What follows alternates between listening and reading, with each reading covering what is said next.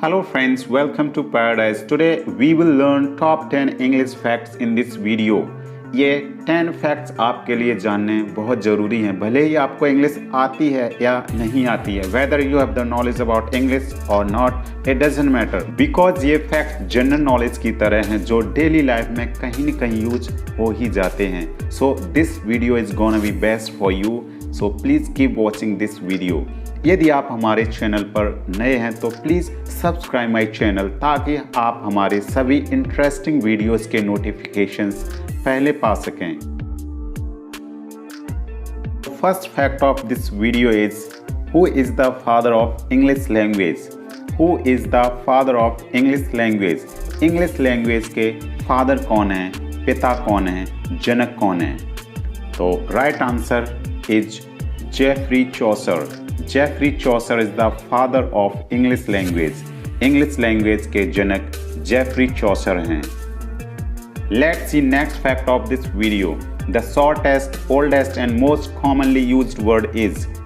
सबसे छोटा और सबसे पुराना, सबसे ज़्यादा बोला जाने वाला शब्द हमारा कौन सा है? तो right answer is I.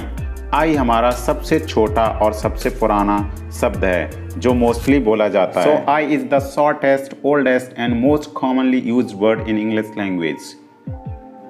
Next fact is the word which has 5 vowels. The word which has 5 vowels. ऐसा शब्द जिसमें 5 वॉवेल्स आते हैं. जैसा कि आप जानते हैं कि इंग्लिश लैंग्वेज में 5 वॉवेल्स होते हैं. यही वॉवेल्स वर्ड फॉर्मेशंस के लिए यूज किए जाते हैं, यानी कि इन्हीं 5 वॉवेल से हम शब्द का निर्माण करते हैं, किसी शब्द को बनाते हैं. लेकिन ये सभी 5 वॉवेल्स किसी शब्द में एक साथ प्रयोग नहीं किए गए हैं सिवाय एजुकेशन शब्द के. एजुकेशन ही हमारा ऐसा शब्द है जिसमें 5 वॉवेल्स AEIOU आते हैं. आप चेक कर सकते हैं, यह काफ़ी इंटरेस्टिंग फैक्ट है. Next fact is swims will be swims even when turned upside down. Swims will be swims even when turned upside down. Swims ऐसा शब्द है. Swims ऐसा शब्द है जिसको हम उल्टा कर दें फिर भी यह सेम रहेगा. आप देख भी सकते हैं, आप अपने मोबाइल को उल्टा करके पढ़ेंगे तो यह swims ही दिखेगा. Next fact is the word which has 3 consecutive double letters. The word which has 3 consecutive double letters. Consecutive means लगातार. ऐसा शब्द जिसमें लगातार 3 बार डबल लेटर्स आते हैं. तो ऐसा शब्द कौन सा है? यह शब्द है बुक कीपिंग. इसमें चेक करते हैं कि डबल लेटर्स कितनी बार आए हैं. इस शब्द में डबल लेटर्स कितनी बार आए हैं. इसमें बी के बाद डबल ओ, फिर डबल के, उसके बाद डबल ई आया है. तो इस शब्द में 3 बार डबल लेटर्स आए हैं. So it's also very interesting fact.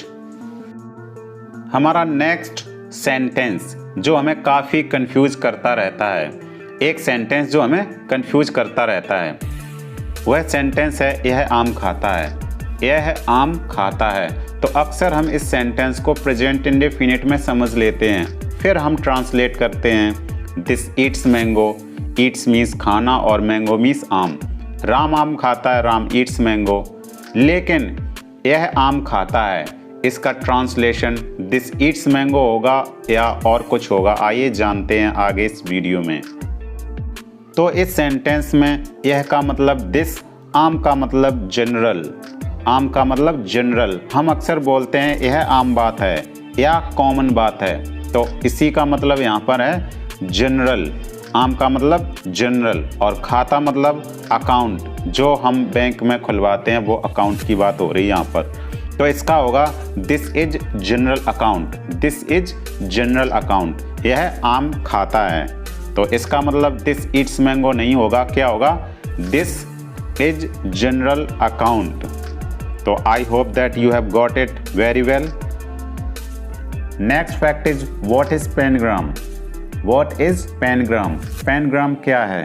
The sentence which contains all 26 letters.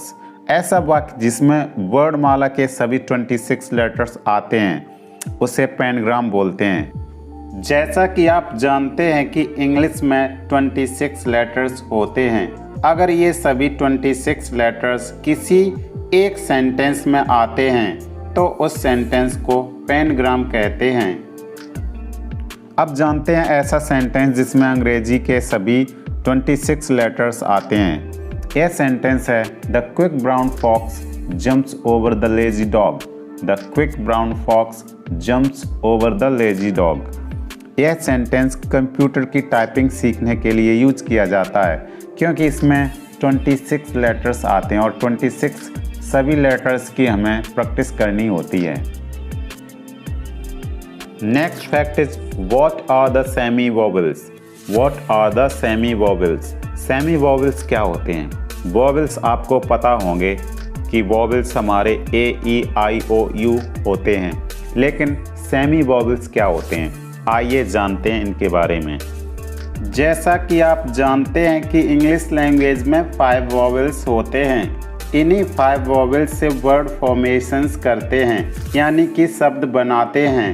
ये 5 vowels A E I O you होते हैं।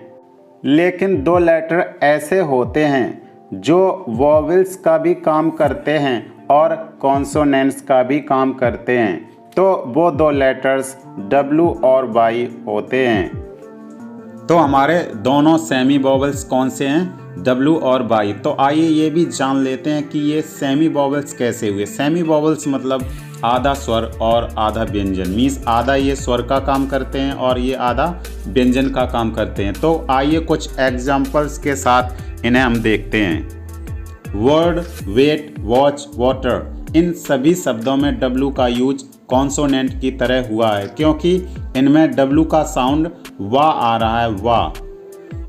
तो अब आइए देखते हैं कि W का यूज वोवेल की तरह कैसे यूज हुआ। काउ, हाउ, फ्लो, वाओ, इन सभी शब्दों में W का प्रयोग वोवेल की तरह यूज किया गया है क्योंकि यहाँ W का मतलब वा नहीं, ऊ का साउंड आ रहा है जो कि एक वोवेल है। काऊ, ऊ लास्ट में हमारा आ रहा, W मतलब ऊ साउंड, वा नहीं आ रहा, का वो नहीं है, काऊ, हाउ। तो इस प्रकार से W का यूज कॉन्सोनेंट एंड वोवेल की तरह यूज हुआ है।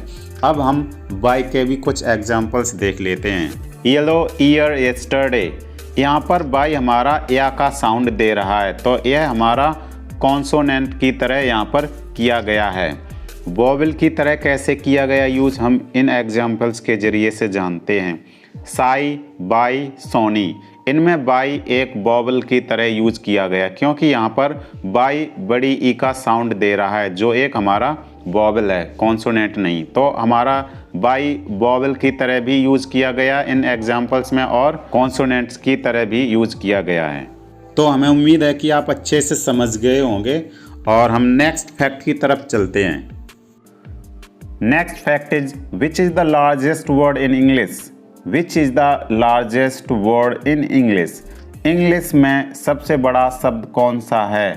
तो इंग्लिश में सबसे बड़ा शब्द है न्यूमोन अल्ट्रा माइक्रोस्कोपिक सिल्को वोल्केनोकोनियोसिस, जिसमें 45 लेटर्स आते हैं। यह एक शब्द है जो इंग्लिश डिक्शनरी में सबसे बड़ा शब्द है।